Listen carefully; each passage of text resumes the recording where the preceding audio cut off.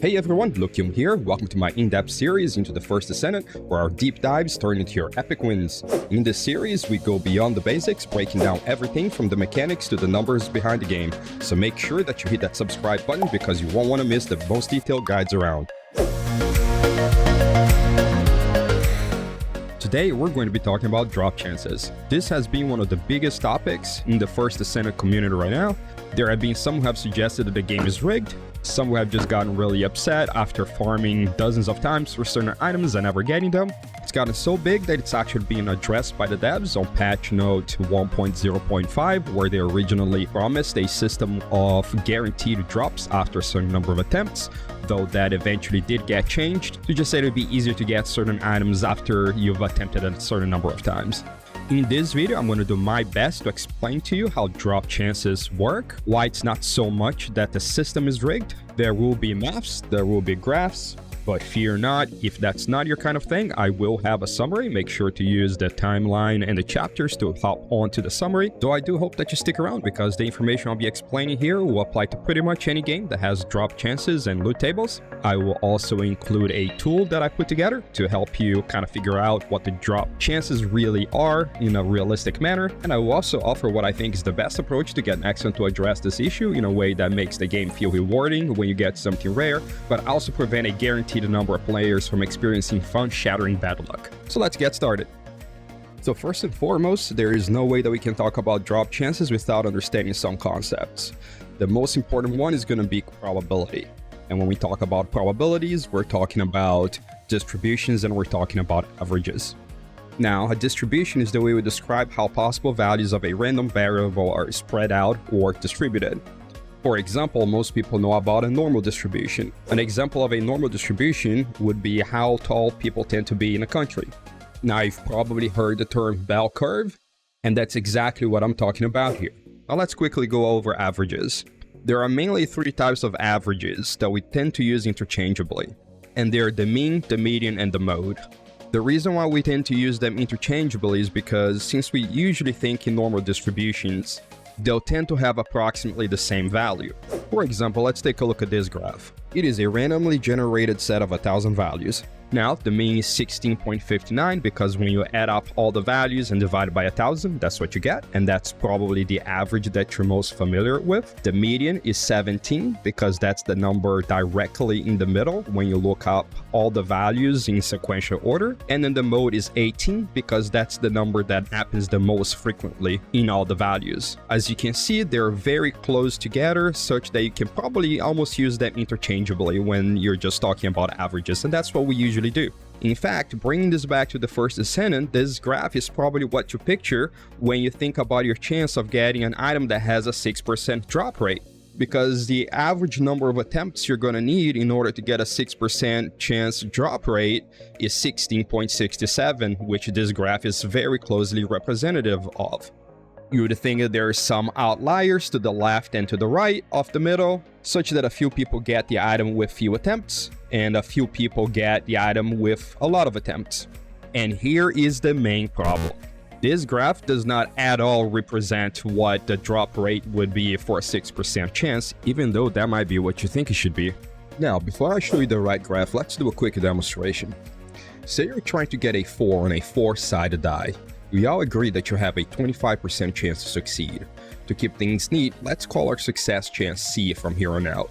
I may want us to focus on our failure chance. So obviously, having a 25% chance of success means you have a 75% chance to fail. This can be represented as 1 minus C. So you throw the die and you don't get the 4 you're looking for. We all know that if you throw the die again, you'll have a 75% chance of not getting a 4 on that throw. But what's the combined chance that you will again not get a 4?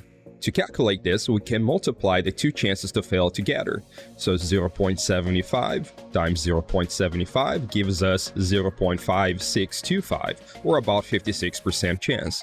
And what's the chance of not getting a 4 a third time? Well, we can just multiply by 0.75 again, giving us 0.4219, or about 42%. Notice that after our first attempt, our chance to fail went down from 75 to 56%, or about 19%. Then after that, it went down to 42%, or about 14%. There are two key points I really want you to get here. One, notice that our failure chance only gets smaller with each step. And two, that with each step, our chance to fail will not only get smaller, but it will get smaller by a smaller amount, essentially leading to diminishing returns with each step. Next, I want to point out the exact pattern we followed. We took the inverse of our original success chance C, or 1 minus C, in this case 1 minus 0.25, which equals 0.75, then we just kept multiplying that number by itself a number of times. Let's call that number n, which is the same as to say 1 minus C to the n power. As we can see, this is really not that complicated, despite having a really scary name, the Complementary Cumulative Distribution Function, or CCDF. Since we now know our chance to fail up to n steps, we can easily figure out our chance to succeed on the very next step, or n plus 1. We just take our CCDF and multiply it by our original success chance C. So in our example, if we wanted to know what's the exact chance that we'll succeed on getting a 4 on the 4th try, we can just take our CCDF of 0.4219 and multiply it by our original chance of 0.25, which gives us 0.1055 or 10.55%. So to get our chance to succeed on the 4th try, we use CCDF of 3 times C. Or, to put this in a generic way, we can write that our chance of succeeding the nth attempt is CCDF of n minus 1 times C. And if we expand CCDF, we have 1 minus C to the nth power times C. This, by the way, is called the probability mass function, or PMF, and it gives us the probability of achieving the first success on exactly the nth attempt. Believe it or not, with this in hand, we have all the concepts needed to unravel the entire problem. Here's how.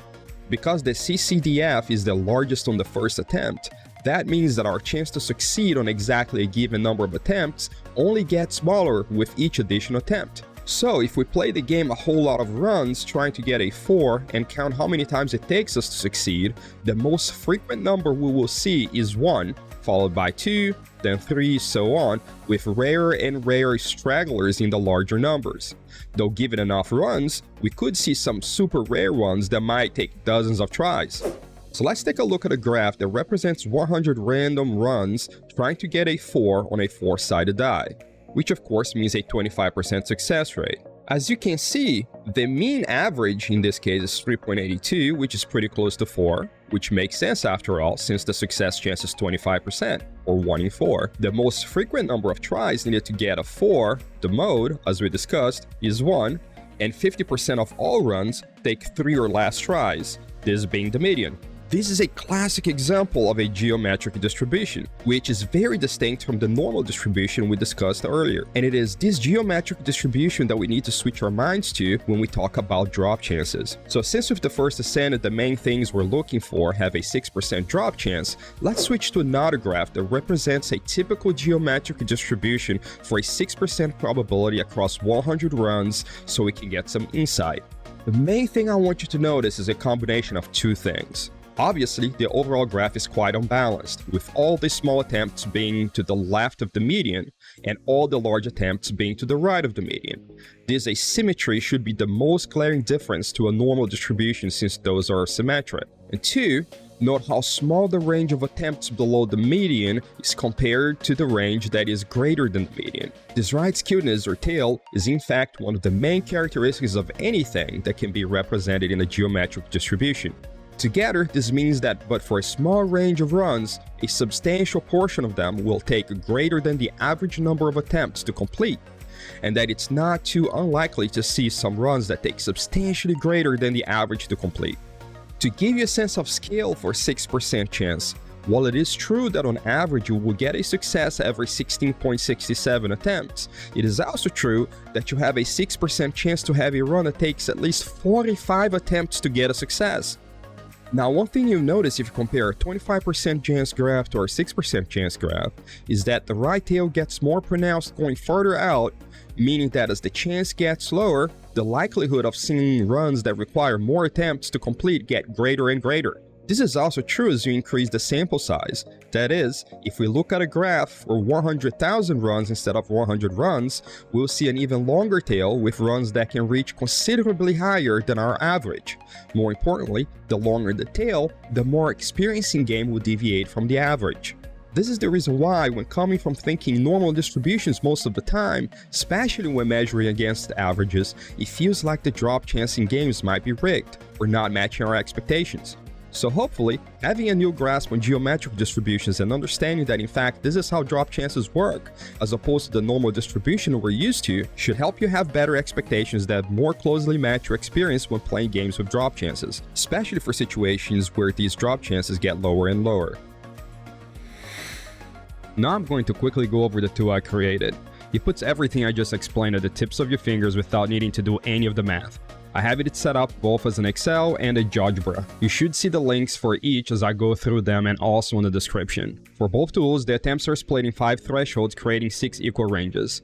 The 5 thresholds set arbitrarily by me are Blessed by RNGesus at 83.33%, Lucky at 66.67%, Median at 50%, Unlucky at 33.33%, and Cursed by RNGesus are 70.33%.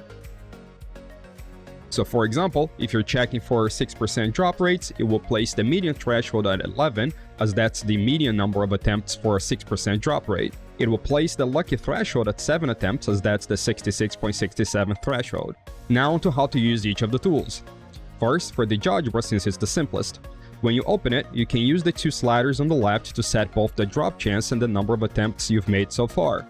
As you adjust the sliders, the vertical lines will auto-adjust automatically to the thresholds and show you your current luck score.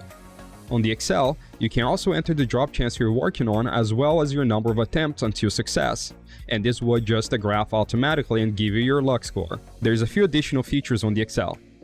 You can set your own thresholds by changing the percentages in each of the thresholds. It also includes a table with estimated number of runs meeting each threshold given different numbers of runs from 100 to 10 million. This can, for example, give you the expected number of runs across 1 million players if each try to get this drop rate 10 times each.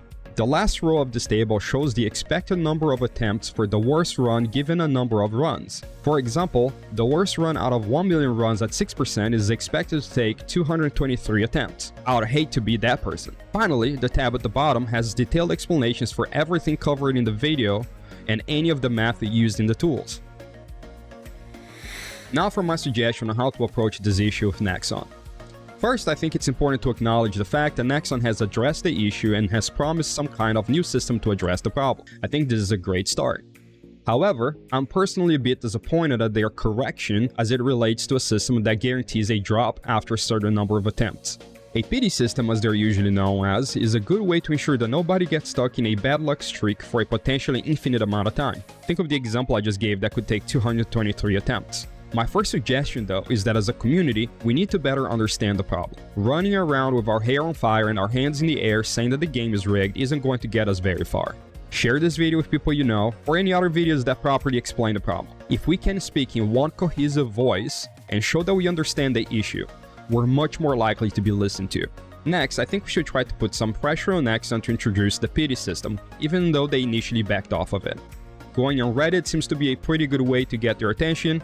You know, make sure we're polite, no need to be crazy or anything like that. And even if this pity system has a relatively high number, as long as it's reasonable, say for example 27 for 6% items, as it would be a 20% luck threshold, that's still okay. At least people aren't getting stuck potentially forever. If this fails, my next suggestion is that we put some pressure on Nexon to release whatever the underlying calculations are for the alternate solution. The reason is that there's a myriad of things that they can do that will be insignificant to actually resolving the issue. For example, the current shape stabilizers are essentially useless at their current drop rates. Maybe I'll make another math video sometime covering the calculations I based this claim on. The point is, as players, we should be able to tell whether the solution is a real solution or not. I'll be happy to look at the math, and I'm sure there's others in the community that can do it as well. Speaking of other community members, I'd like to send a shout out to Riot Games on YouTube, who's been doing some great coverage of the First Descendant. For transparency's sake, I have no connection to him other than I think one comment I dropped into one of his videos. There's a ton of clickbait going on right now with all kinds of bad suggestions and breakdowns of builds and gameplay mechanics, and that's one of the few channels I have seen where I can see a real effort to get the information right. And if you made it this far, thanks for watching. I hope you enjoyed the video and that it helps improve your experience with the game. It was a ton of work to put it together, and I hope I earned a sub and a like. Feel free to join the Discord or the Twitch stream if you have any questions, and with that, peace out.